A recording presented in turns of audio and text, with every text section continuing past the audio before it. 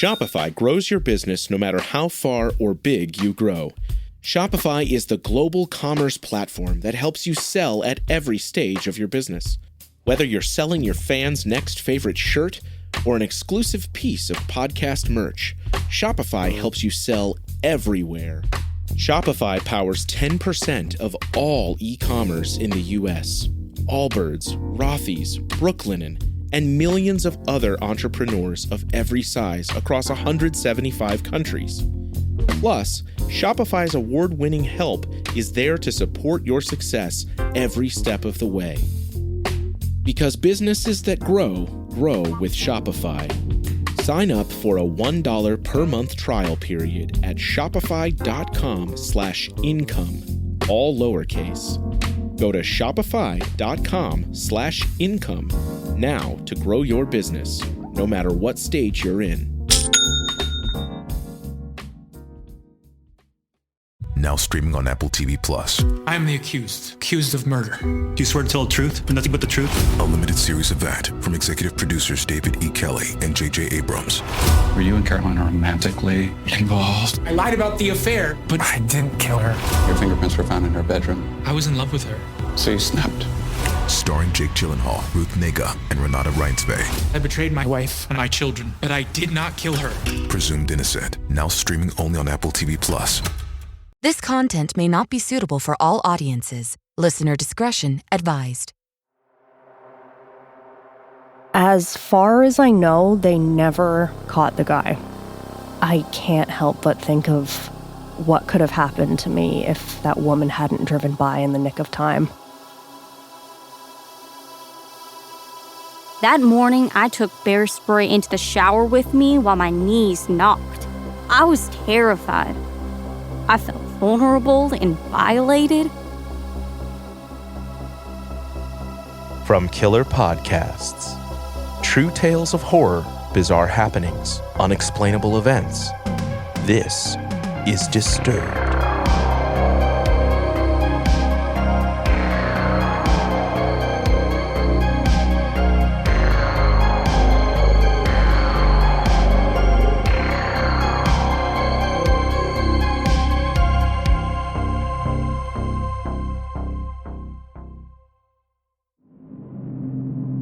Hello and welcome back to the show.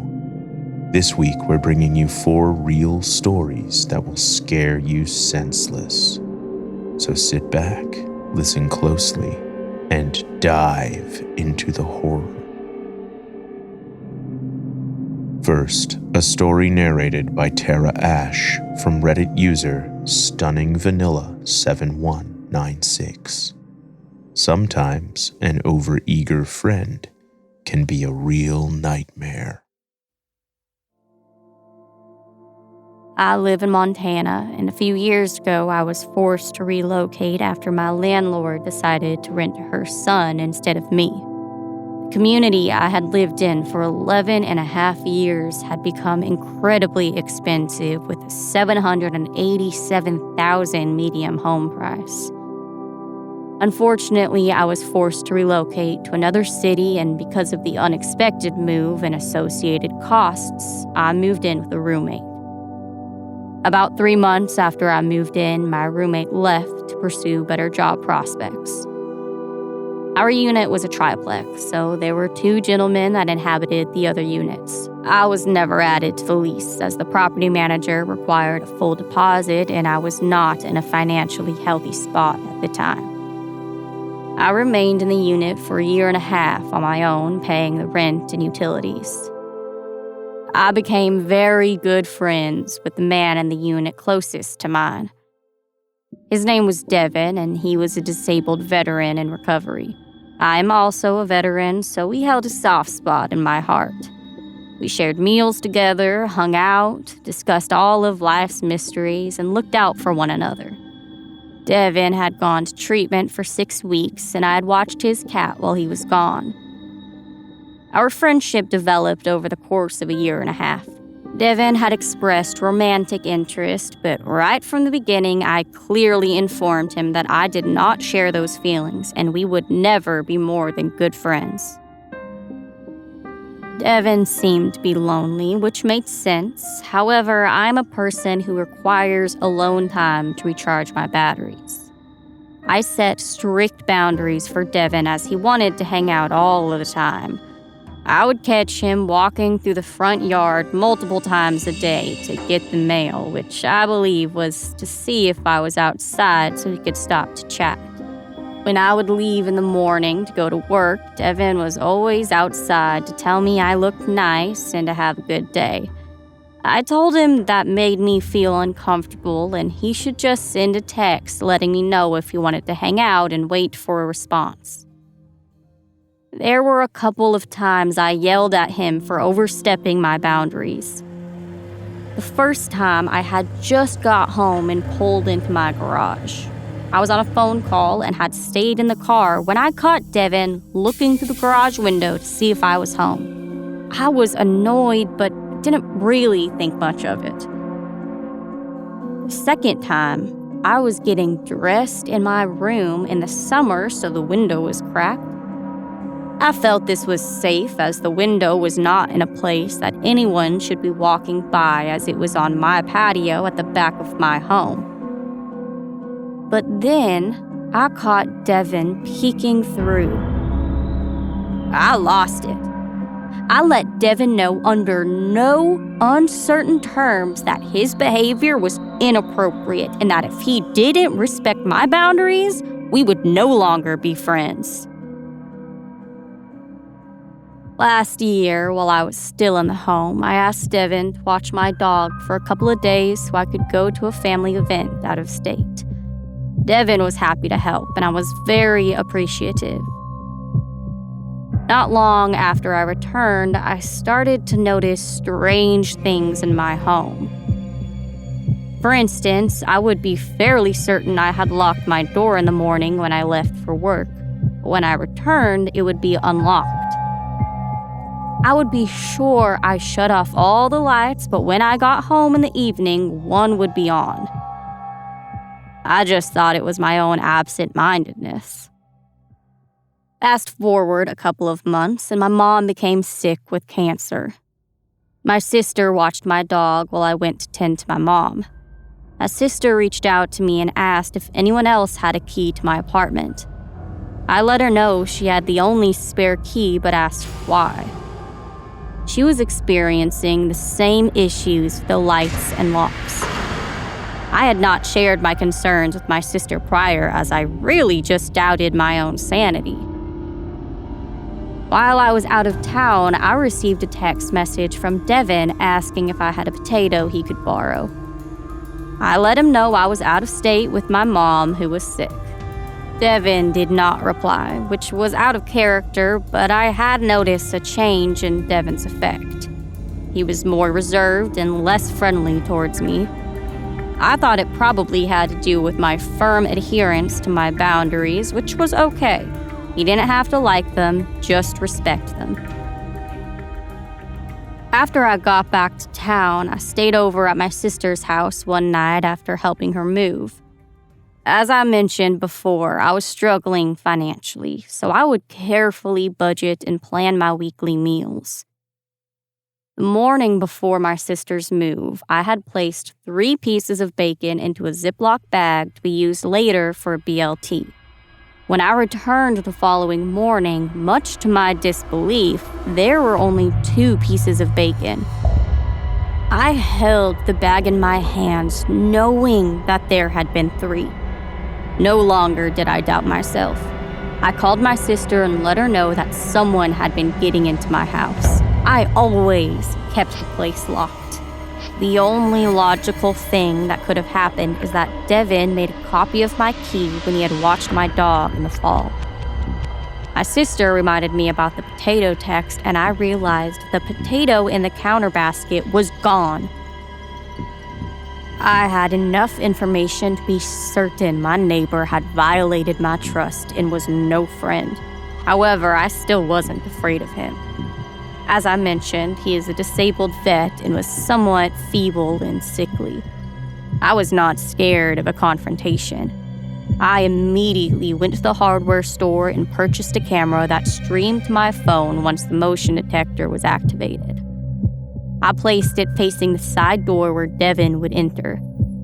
It also had two-way audio capability, so my plan was that when Devin decided to enter my home again, I would see it and say over the speaker, "Get the fuck out of my house.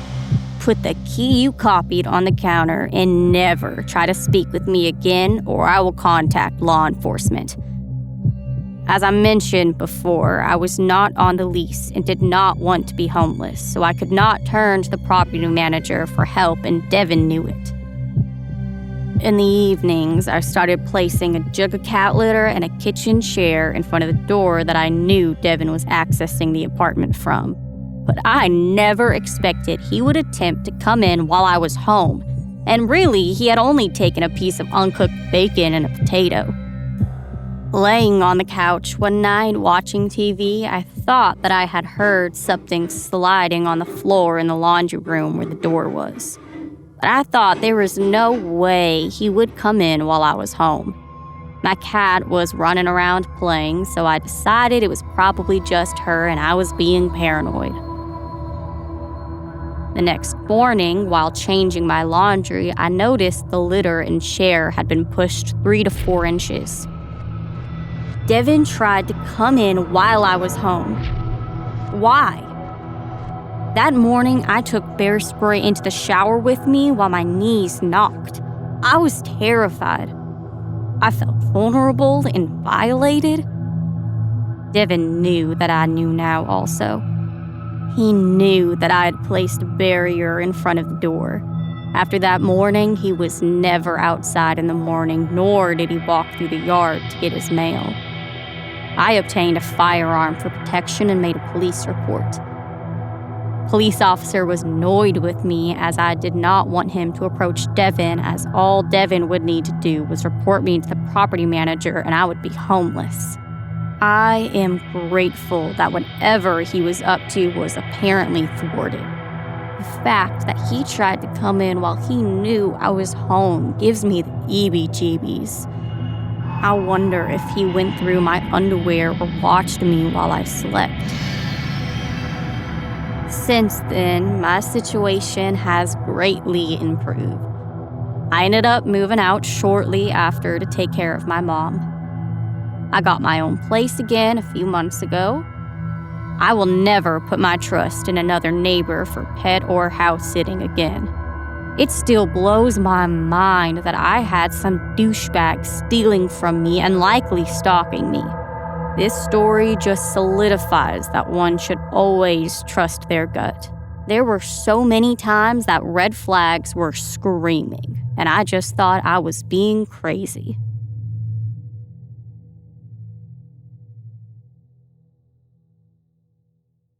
Our next story is told by our own Elizabeth Flood. I hid in the woods from a man who was trying to murder me. I decided to go on a date with a girl named Lex. We've been talking for the better part of a year, and her coworker invited us and her roommate Kyle to a party. We had a blast at the party, and it was going super well. On our way back, Kyle drove his car in front of us while we took her motorcycle and followed him, taking a back road through the woods. Then, out of nowhere, Kyle randomly turned into a parking lot. We followed him and found him passed out in the driver's seat. We had no idea that he was that drunk. Lex tried to wake him up, and that's where everything went wrong. When Lex opened his door to wake him, he got out of the car and just started attacking her. He was really trying to beat the shit out of her, punching her and throwing her around the parking lot. I ran over and pulled him off of her as I started hitting him back. This guy had to be 6'2", and I'm 5'3". I was putting up a good fight until he knocked me to the ground. He got on top of me and wrapped his hands around my throat, trying to strangle me. He even took a handful of my hair and bashed my face into the pavement repeatedly. I was fully panicking and fighting back harder than ever. I thought he was going to kill me. I finally landed a punch square in his temple, which sent him reeling. He stood up, bleeding all over me, and said, "I'm going to fucking kill you." Lex picked me up from the ground and just screamed, "Run!" And we sprinted in opposite directions. She ran to the road while I ran into the woods. Kyle followed me, but lucky for me, I was faster than him. After running as hard as I could through the trees, I found a place to hide and catch my breath. I could hear him walking around saying, "Oh, Gabby, come out wherever you are. I'm gonna fucking kill you." I was crawling away from him on my hands and knees, trying not to make too much sound on the forest floor. I managed to get far enough away that I couldn't hear him anymore. Meanwhile, Lex had run down the road until she saw a car and flagged down the driver to call the cops. They found me, hiding in the woods, and they arrested Kyle, and he will be doing time. They took us to the hospital, and the doctors found that Kyle had broken Lex's jaw, and she'll likely need surgery. At first, the doctors feared that Kyle had fractured my skull, but I got a CT scan, and thank God I was only concussed. I don't know why Kyle attacked us. My theory is that he was jealous or something, but I have no concrete motive. It was terrifying how he completely flipped from how he was acting earlier that night at the party. Nobody would have guessed that he was capable of doing what he did to us. I'm so grateful to Lex for running down the road and finding someone to call the cops. She saved my life. You're listening to Disturbed. We'll be right back. Welcome back, listeners. This next story comes from Reddit user BRigid33 and is narrated by Kat Carter. Don't walk the streets alone at night, folks. When I was 20 years old, I attended college in Northeast Pennsylvania. I lived off campus and had a part-time job at the local mall. The mall was just over a mile away, and I would walk to and from work regularly. The mall closed at 9 p.m. I would finish my closing tasks and start walking home around 9:30 or 10 at the latest. Occasionally, I could get a ride home with a coworker, but most of them were high schoolers getting picked up by their parents. One night, I was walking my familiar route home. There were never many people out and about downtown until I got back onto the campus, which I would cut across to get home. I was only a few blocks from the mall when I noticed a van parked on the next corner. Didn't think anything of it initially because there was always a smattering of cars parked about. The van appeared to be running, and the headlights were on. As I got a bit closer, I noticed the sliding door on the side was open. As I start to walk past the van, there was a sudden flurry of movement on my left. A man was crouched behind a dumpster there, and he was running straight at the open van door. But I was directly between him and that open van door. He was trying to shove me into the van. I screamed, and I can only credit my complete awkward lack of coordination for what happened next. In my surprise, I tripped and stumbled, so when he hit me, I was already sort of falling to the ground.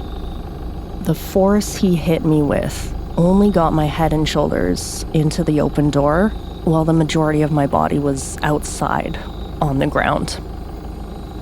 I remember he grabbed me around the waist and was trying to hoist me up and through the door, but I was just a discombobulated dead weight. He jumped over me into the van, grabbed a handful of my hair, and started to pull me off the ground and into the van. This is when headlights from a car turning down the street washed over me, and I could briefly see that my attacker was a white guy in a black hoodie. When I saw the car, I screamed louder and started wildly flailing my arms. I heard their brakes screech, and the guy let go of my hair. So I jumped back, and the hooded bastard just slammed the door shut, and seconds later, accelerated away. A cute, little white-haired Polish woman was in the car that turned down the street at the exact right moment to save me. She hugged me and told me I was safe, and it was then that I realized I was still screaming. She sat on the sidewalk with me until I had calmed down a bit and then walked me to her car. Cell phones were relatively new and neither of us had one, so she drove me to the police station and stayed with me a while I answered questions and made a report. As far as I know, they never caught the guy. My housemate with a car let me borrow it any time I was going to work after that, and I never walked around downtown after that. I had nightmares for a long time. I can't help but think of what could have happened to me if that woman hadn't driven by in the nick of time. I will never forget her.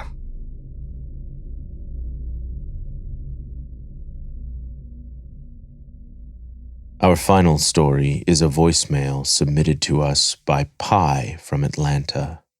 If you have a truly horrific story to tell, leave us a message at the link in the description. Hello, Disturbed podcast. I love the podcast. I listen to it all the time. So my name is Pi. I live in the Atlanta area, and I want to share a really creepy experience that happened to me when I was Instacarting. So we had the pandemic, and everything was starting to kind of open up again, and I was shopping a lot back then because, didn't really have a job because of the pandemic. So I'm out here. I'm kind of far away from where I live. I'm in an area that I don't really know, and I'm just finishing up this batch. I've got like a handful of things. And the whole time I'm in this large grocery store, I keep seeing this guy all the time. He's just staring at me, or he's always down the same aisle as me. It's weird. And I already don't like it. But I'm trying to finish up, and I'm trying to kind of not let it bother me. And so finally, I've got about a handful of items left, and I see him just staring at me in this aisle. So I kind of look over at him and stare at him and give him a snotty little look. And then I go to the next aisle and get another item. And he's right there staring at me. So I'm just like, what the fuck? And I go back to the same aisle I was on, which, you already were at the chip aisle, so why would you need to be back at it? But obviously, he's following me. So I look at this lady as I'm getting the chips, and I'm like, you see that guy down there? And she's like, yeah. I'm like, yeah, he's been following me. So I just want to let you know that, hi, I've been here. And she's like, okay.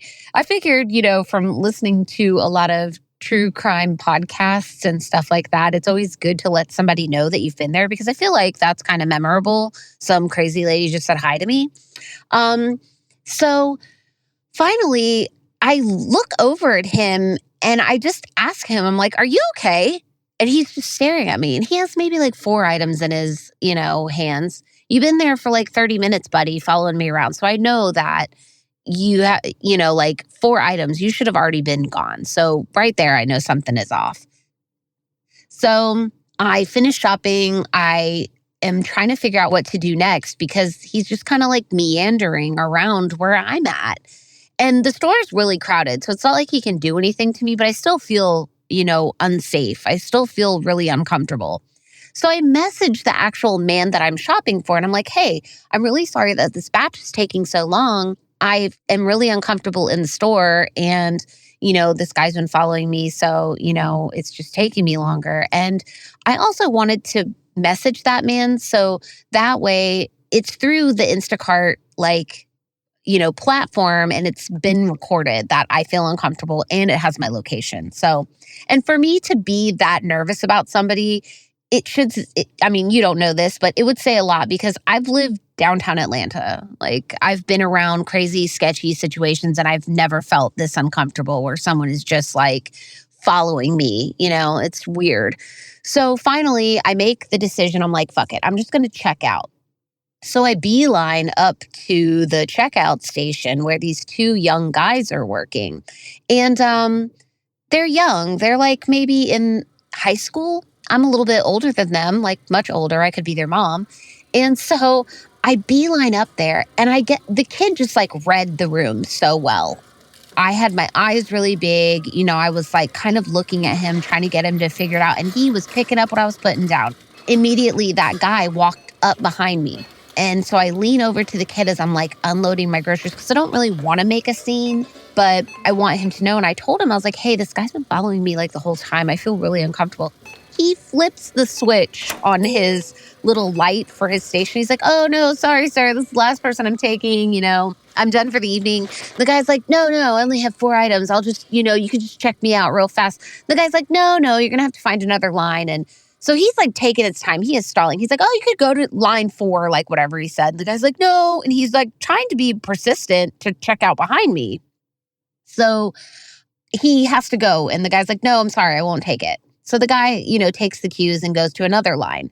And he goes to a line where there's a lot of people there. So I'm like, God, so these kids take their time. I mean, they, scan all the items super slow. They organize them. They tie all the bags for me. They position them in the cart really nice. And they waited until that guy had checked out and left. So now the kid's like, let me walk you to your car. I said, okay. I said, but can we please do a loop around the parking lot before we go straight to my car? Which of course, he agreed to that. So we looped around the parking lot and just kind of chatted. And, he was like, do you want us to call the cops for you? And I was like, I'm not sure. Let's just, see. So at first I don't see anything. But then all of a sudden, as soon as we walk out and we're walking, here comes a truck. It's on the next aisle over. And guess who I see? Fucking creeper in the passenger seat. So we had a little buddy waiting for him outside. So we turn right back around and we walk right back into the grocery store and we wait.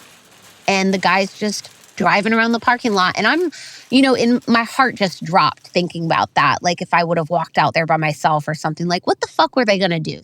So finally I see them exit the parking lot and we make it, we rush out to my car. I load it up. I tell the guy who I shopped for, hey, some guy was following me. I'm on my way to your house. And he's like, great, I'm going to be waiting outside. Just if anybody's behind you, trust me, I got you. And I was like, okay. So I kind of, drive around the parking lot a couple times and, I'm nervous to go whatever way. And I follow my little, Waze app to get me there. And I didn't see anybody following me, but I haven't been that nervous in a really long time. And that guy was really fucking creeping me out. So in hindsight, that was pretty creepy. And I just want to say, be aware of your surroundings, especially ladies, watch where you're going, use the buddy system. If you think somebody's following, if you see something, say something. If I would have kept quiet and just not said anything, who knows if I would be here to tell this story. But creeper man, beware. Because next time if I see you, yeah, it's on site. Anyway, great podcast. Love it. Enjoy the story. Have a great day.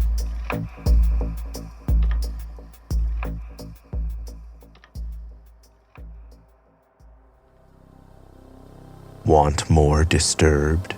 Check out our Patreon for member-exclusive content, early merch access, and other cool perks.